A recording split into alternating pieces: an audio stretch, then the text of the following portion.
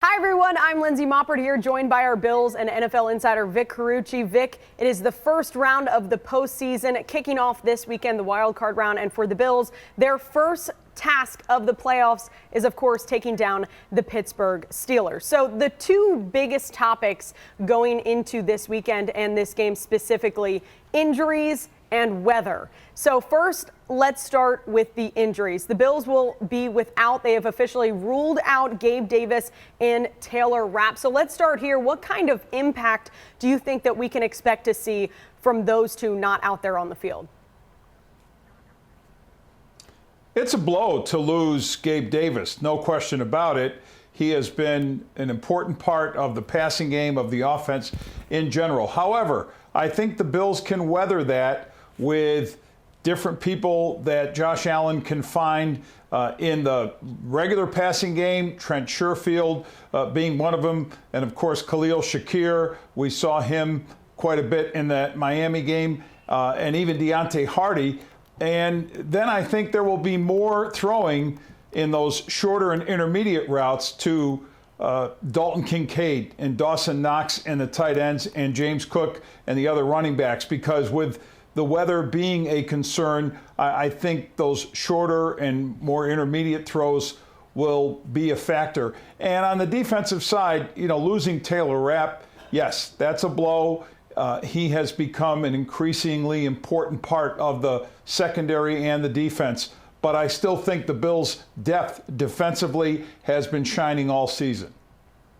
Right, Vic. And again, it's that next man up mentality that we've all been talking about these past couple of weeks. Now, Rasul Douglas and Tyrel Dodson also questionable for this game, so we'll have to see where that leads us come Sunday. But as for the Steelers, they'll be without TJ Watt, who, Pittsburgh has played like an entirely different team without Watt in their lineup. He's had 19 sacks so far this season. It's honestly a huge advantage for this Buffalo offense. But how can they now take advantage of that? I think this is such a big loss for the Steelers. This is the leading candidate for Defensive Player of the Year. And this is a guy who can single-handedly change a game. So you remove him from the lineup. What an advantage that is for not only any opponent, but especially one with a quarterback who is as mobile, who is able to avoid pressure as Josh Allen is. So he doesn't have Watt chasing him. I really don't see an alternative from the Steelers. Maybe schematically they can do a couple of things, but that is going to give Josh Allen so much more freedom to operate in the pocket, to operate outside of the pocket.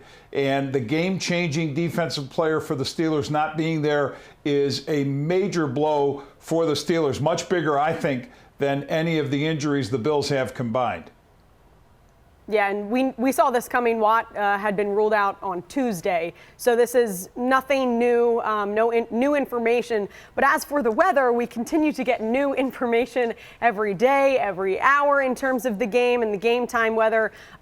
Very cold, maybe not as cold as that Kansas City game. Very windy, and we know what snow can do, lake effect snow in western New York. But if we take a look at the two quarterbacks and maybe how they're going to handle the snow and maybe the weather situation individually, you have Josh Allen and then you have Mason Rudolph. Now, Josh is used to this. Sean McDermott said it earlier today in his press conference that it was actually something that they had looked into before they drafted him, if this was something that he has had experience in playing in this kind of weather. And as for Mason Rudolph, he's undefeated so far in his games that he has played so far this season, but he certainly does not have the same experience as Josh Allen. How can you tell the difference between the two quarterbacks in a situation like this? It's fair to say that weather could be a factor and maybe somewhat of an equalizer, but I'm really not seeing that. The difference between these quarterbacks is arm strength and effectiveness with the passing. And I give that in a big way to Josh Allen because he is the stronger arm guy. He is built to throw the ball through the wind. That is not a quality Mason Rudolph possesses. I don't see the Steelers trying to put the game so much in his hands. And from the Bills' standpoint, while I think running will be as important to them as it is to the Steelers.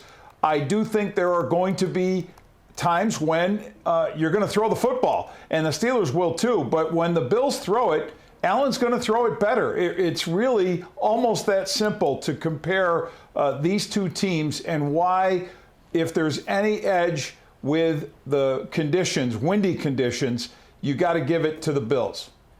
And Vic, that kind of moves into my next point, just about the run game and how important, this may turn if the weather turns out this is a snow game or however we see this happening. Both teams are very familiar and you could say very good at running the football, but there's definitely some key differences in both teams in terms of, if you remember back to that Dallas game with James Cook, we called it the James Cook game essentially. How important is it for James Cook to get going and to get going early in this game? I think it's critical to get James Cook going early because it does two things. Number one, it can help the Bills navigate if wind, snow, whatever becomes a problem. He is able to give them another way to move the ball. But more importantly, it's how he can help and how the running game can help set up the pass and get defenses in a bit of a retreat position because they've got to worry about that, or keep bigger people on the field. And then when the Bills decide to throw the football, they're not as effective defensively, the Steelers, to handle that. So getting him going is important. And the other thing about James Cook is he's a good receiver. He's a guy who can also be on the field when teams are thinking about him as a runner. Maybe he's a receiver and can absolutely make significant chunk plays that way. The Steelers have Najee Harris, who is a decent back in his own right, has not been consistent as a force and hasn't produced, I think, the way he was expected to when he came into the league. He was on their injury list and missed some practice early in the week, but the expectation is he'll play. He's going to get his share of carries. The Steelers will utilize multiple backs and try to run the football that way. But I think from the Bills' standpoint, if they can get James Cook going early, it gives them the best chance to take an early lead. And I think if you put the Steelers in that hole, the only way to really get back into a game in many ways is to try to throw your way back into it. And I don't see Mason Rudolph doing that. Right, Vic, and we've seen that several times so far this year, just saying they need to put them away when they can, right? Get them down early on. Now, finally, the last point I want to make here, just talk a little bit about the coaching strategies between these two teams, but more specifically on Sean McDermott. He's definitely evolved a lot over the course of the season, kind of juggling and wearing those two different hats, defensive coordinator and head coach. But now it's his first postseason run as a defensive coordinator. Definitely a bigger spotlight on him as well after letting go of Leslie Frazier last year. How do you really see maybe the start here playing out for Sean McDermott on Sunday? It's no small thing that this is Sean McDermott's first playoff game as a defensive coordinator. We've seen the work he's done in the regular season. It's been good. It's been great at times and consistently strong. But the reason he is the defensive coordinator this year is because of the playoff failings the Bills have had, primarily because of their defense. And Leslie Frazier was in charge of that. So that was the opening for Sean McDermott to take control of that side of the ball. Now it's up to him to show there is a difference. It's one thing to be effective defensively in the regular season. It's the postseason when things are ramped up, when teams are really playing at a different level, coaching at a different level, that you need to see those positive results. So the jury's still a bit out. Are the Bills going to be, and is there going to be better coaching on the defensive side when or with Sean McDermott in charge of that defense? All right, Vic, so the team has certainly been playing like they have been in the playoffs, win or go home, that mentality the past couple of weeks. But now it is really time to go again. Wild card game for the Bills. Bills hosting the Pittsburgh Steelers on Sunday over at Highmark Stadium with a kickoff at 1 o'clock. But for now, for Vic Carucci, I'm Lindsey Moppert. We'll see you back here next Friday.